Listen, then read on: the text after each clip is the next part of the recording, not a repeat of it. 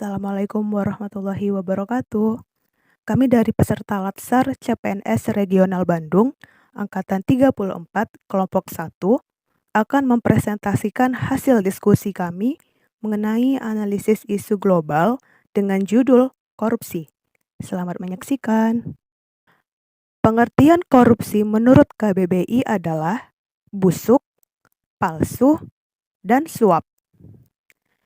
Sedangkan jika kita lihat pengertian korupsi menurut Kamus Hukum adalah penyelewengan atau penggelapan uang negara sebagai tempat seseorang bekerja untuk keuntungan pribadi dan orang lain. Kemudian, kita juga harus tahu apa sih penyebab korupsi? Ada beberapa poin mengenai penyebab korupsi, yaitu yang pertama, penegakan hukum yang tidak konsisten. Yang kedua, penyalahgunaan kekuasaan atau kewenangan. Yang ketiga, langkanya lingkungan yang anti korup. Yang keempat, rendahnya pendapatan penyelenggara negara. Yang kelima, kemiskinan atau keserakahan. Yang keenam, pemberian imbalan jasa. Dan yang ketujuh, gagalnya pendidikan agama dan etik. Selanjutnya, jenis-jenis korupsi. Ada beberapa poin mengenai jenis-jenis korupsi, di antaranya kerugian keuangan negara, suap menyuap, penggelapan dalam jabatan, pemerasan, perbuatan curang, gratifikasi, dan benturan kepentingan dalam pengadaan. Langkah analisis isu, yaitu menggunakan isu scan dengan menggunakan metode pentahelix. Kemudian menapis isu menggunakan metode USG. Menganalisis isu menggunakan diagram fishbone. Kemudian menyusun alternatif pemecahan dengan menggunakan metode SWOT. Isu scan atau metode pentahelix, yaitu model ini mengelompokkan berbagai pihak dalam beberapa elemen, yaitu government, akademik, bisnis, community, dan media, atau yang disingkat dengan GABCM, yang dalam bahasa Indonesia dapat diterjemahkan sebagai pemerintah, dunia pendidikan, dunia usaha, komponen masyarakat atau komunitas, dan media. Metode USG. Yang pertama ada urgensi.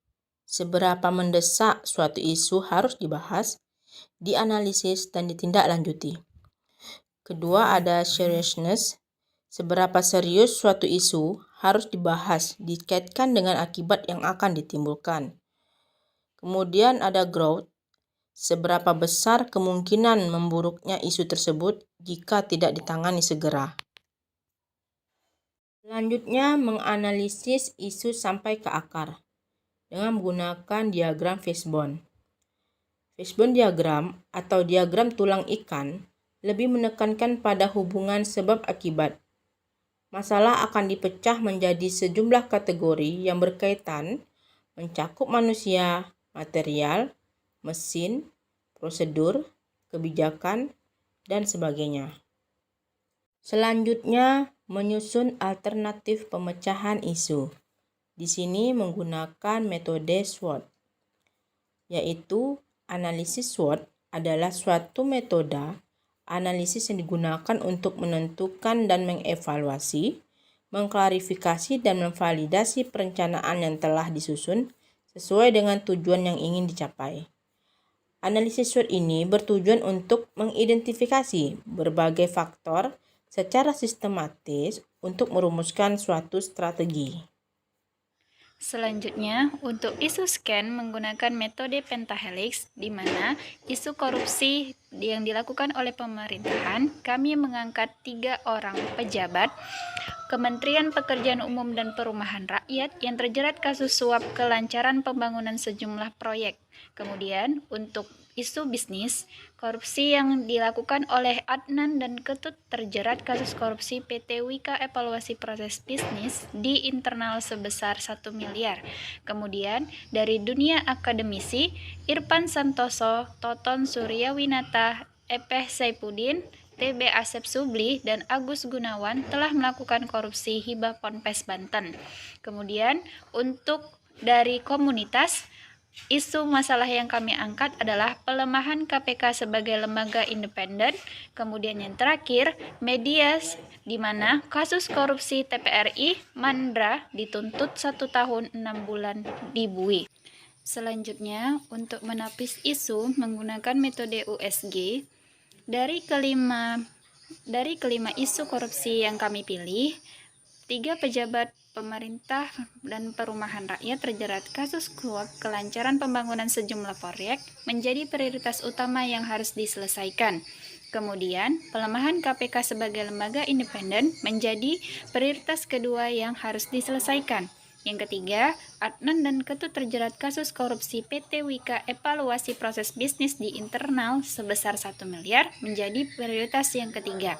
Yang keempat, Irfan Santoso, Toton Suryawinata, Epeh Saifuddin, TB Asep Subli, dan Agus Gunawan telah melakukan korupsi hibah Ponpes Banten menjadi prioritas keempat yang harus diselesaikan.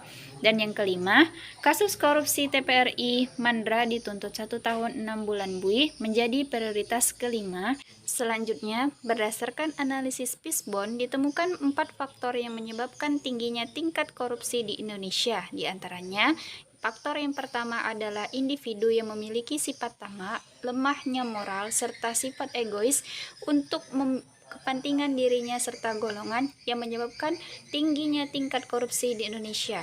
Kemudian, faktor lingkungan yang menyebabkan adanya kurangnya pemahaman anti korupsi serta keinginan untuk meraih dan mempertahankan kekuasaan serta ajakan teman yang mendukung perilaku korupsi menyebabkan tingkat korupsi di Indonesia semakin tinggi.